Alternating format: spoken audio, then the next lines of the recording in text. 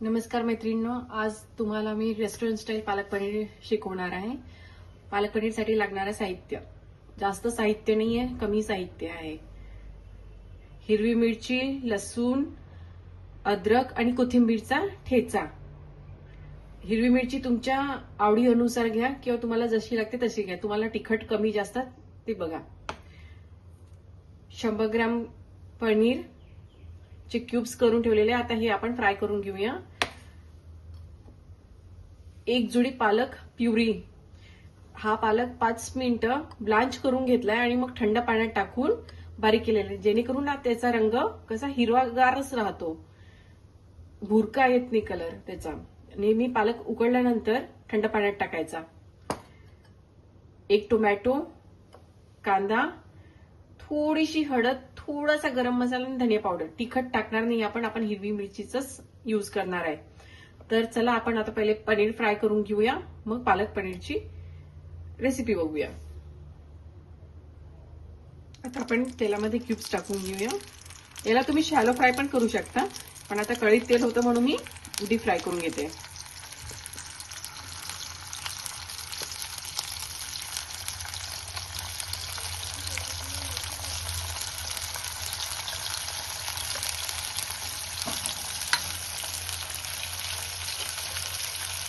बघा झालंय आपले पनीर फ्राय। आता यांना काढून घेऊया।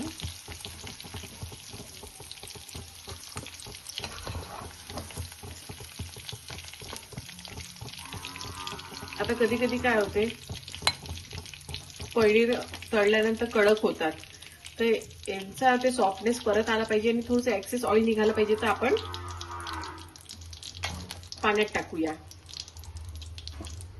ते फ्राईड केलेले पनीर पाण्यात टाकले थोड्या वेळासाठी। जोपर्यंत आपली भाजी होते तोपर्यंत हे एक्सेस ऑइल पण निघून जाईल आणि पनीर पण नरम राहतील। कढई गरम करायला ठेवली आहे। आता यात थोडं तेल टाकूया।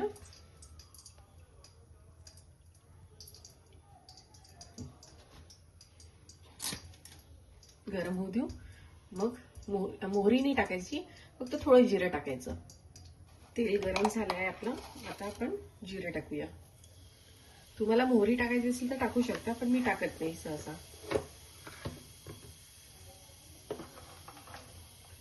जिरं तडतडलं, आता आपण कांदा टाकूया।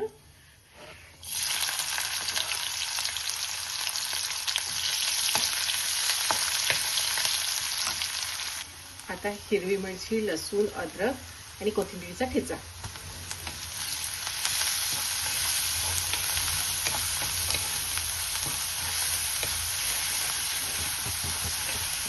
या सर्वांचा कचवटपणा कमी झाला की मग याच्यात टोमॅटो टाकूया आपण। आता टोमॅटो टाकू।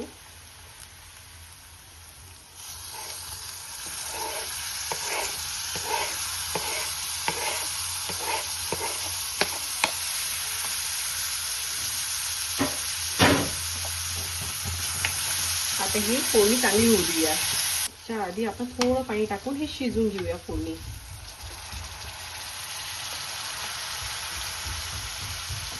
नरम झाली फोडणी, चांगली एकजीव झालं तर मग आपण बाकीचे मसाले टाकूया। तुम्ही अशी स्टेप बाय स्टेपच करून बघा, नक्की तुम्हाला आवडेल आणि टेस्ट तर खूपच छान होते। रेस्टॉरंट पेक्षा भारी लागते आपल्या घरची भाजी आणि काहीही नाही लागत याला जास्त साहित्य। तेल सुटलंय आणि आपली फोडणी पण सॉफ्ट झालेली आहे। आता आपण बाकीचे साहित्य टाकूया। हिंग, तुम्हाला तर माहिती आहे माझ्या प्रत्येक रेसिपीमध्ये हिंग असतोच। धनिया पावडर, थोडीशी चिमूटभर हळद आणि गरम मसाला। जास्त हळद टाकायची नाही, जेणेकरून आपल्या भाजीचा कलर हिरवाच दिसेल। आता हे होऊ द्यायचं आणि थोडीशी साखर, टेस्ट बॅलन्स ठेवण्यासाठी।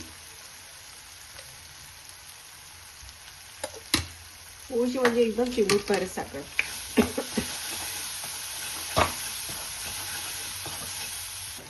मीठ टाकूया आता आपण चवीप्रमाणे।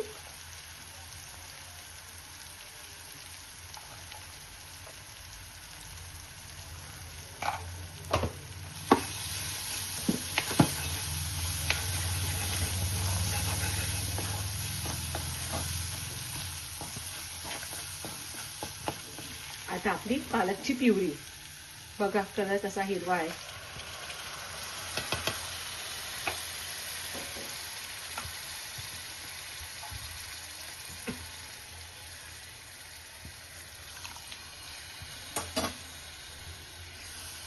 मिक्स करून घेऊया, मग पनीर टाकूया आपण याच्यात. आहे ना, किती छान कलर आलाय ना. भाजी बघून, भाजीचा कलर बघून नक्की तुमच्या तोंडाला पाणी सुटलं असेल. तर लगेच करून बघा ना. आणि काहीही नाही, खूप सोपी भाजी आहे. आपण हॉटेलमध्ये जाऊन इतके पैसे मोजतो या भाजीसाठी. काही नाही, सर्व भाज्या सोप्या असतात. घरी नक्की करून बघा. हे बघा, कन्सिस्टन्सी अशी असायला पाहिजे. जास्त पातळ नको. पातळ असलं की मग पाणी सुटल्यासारखं होते. आपण आता याच्यात पनीर टाकूया.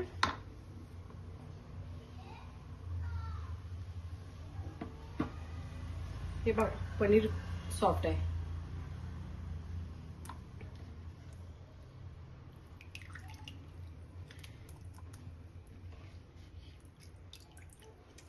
आणि कोथिंबीर कसं फोडणीत टाकले ना, चव त्याची वाढते भाजीची. वरतून टाकल्यापेक्षा फोडणीत टाकायची. कुठल्याही भाजीत कोथिंबीर नाही का फोडणीत टाकायची. वरतून नंतर तुम्हाला वाटली तर टाका, पण चव त्याची पूर्ण उतरते त्या फोडणीमध्ये. वाव, बघा किती सुरेख भाजी झाली आहे ही, रेस्टॉरंट स्टाईल.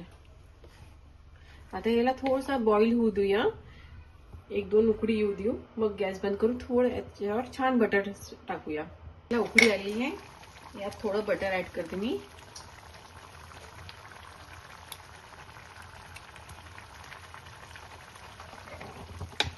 माहित आहे का, या भाजीपासून अजून एक रेसिपी बनते. आपली जर भाजी शिल्लक राहिली ना, तर तुम्ही पालक पनीर राईस पण बनवू शकता. जर माझी भाजी शिल्लक राहिली ना, नक्की त्याची रेसिपी तुमच्यासोबत शेअर करते. आणि ज्यांना रात्रीचं कमी जेवायचंय आणि 1 पॉट मीलच पाहिजे, तर हे बेस्ट आहे पालक पनीर राईस. आणि खूप छान लागते. ती पण रेसिपी मी नक्की शेअर करते तुमच्यासोबत. आणि तुम्हाला अजून कुठल्या रेसिपी शिकायच्या महाराष्ट्रातल्या, त्या मला नक्की सांगा.